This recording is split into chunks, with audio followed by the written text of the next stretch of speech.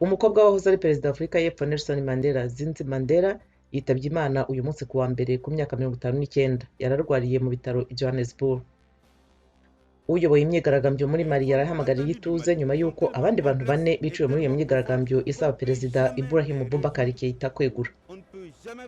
Afurika y'Epfo igiye kongera guca ubucuruzi bw'inzoga zisembuye, inasubizaho amasaha y'umukwabu kugira ngo igabanyirize umutwaro ibitaro muri iki gihe ubwandu bwa virusi ya corona bwiyongera vuba na vuba. Muri Kenya, imiryango y'Abamasayi yari itunzwe ahanini n'ubukerarugendo, imibereho yabo irasubira inyuma ahanini kubera icyorezo cya virusi ya corona. Abagore n'abana nibo ahanini barimo guhura n'ingaruka. Naho abigaragambye mu majyepfo ya Tunisia bagiye berekeza ku mupaka wa Dehiba, bambukiranya hagati ya Tunisia na Libya ejo ku cyumweru. Bashakaga kumvikanisha uburakari bwabo nyuma y'urupfu rw'umusore bavuga ko yishwe n'igisirikare.